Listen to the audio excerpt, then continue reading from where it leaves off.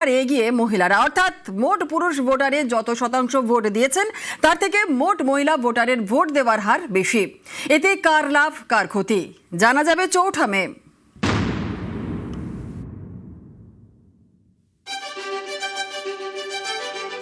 April বাংলার 16 জেলায় 152 আসনে প্রথম দফার ভোট হয়। এই দফায় রেকর্ড হারে ভোট পড়েছে।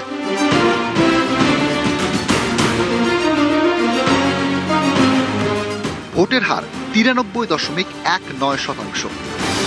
আরও একটি তথ্য অনেকেরই নজর কেড়েছে, সেটা হলো পুরুষদের থেকে মহিলা ভোটারদের ভোট দেওয়ার প্রবণতা বেশি। নির্বাচন কমিশনের তথ্য অনুযায়ী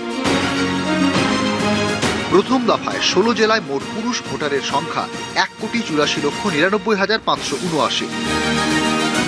এর মধ্যে ভোট দিয়েছেন 1,70,81,849 জন, অর্থাৎ মোট পুরুষ ভোটারের 92.33% ভোট দিয়েছেন।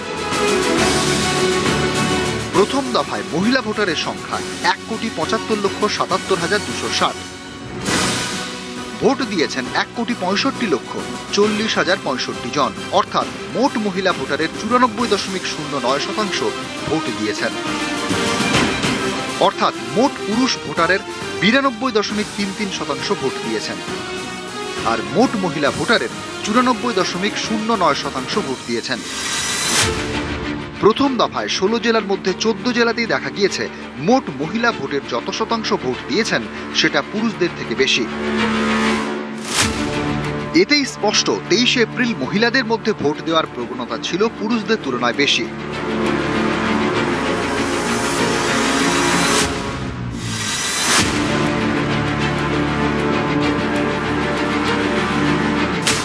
গত বেশ কয়েকটি ভোটে দেখা গিয়েছে মহিলারা ঢেলে ভোট দেন তৃণমূলকে।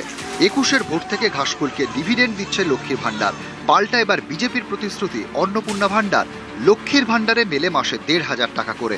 বিজেপির দাবি তারা ক্ষমতা এলে মাসে 3,000 টাকা করে দেবে, অর্থাৎ একদিকে 1,500 টাকা যেটা মহিলারা মাসে মাসে হাতে পাচ্ছেন, আরেকদিকে 3,000-এর প্রতিশ্রুতি। এই পরিস্থিতিতে এবার মহিলা ভোট কোন দিকে?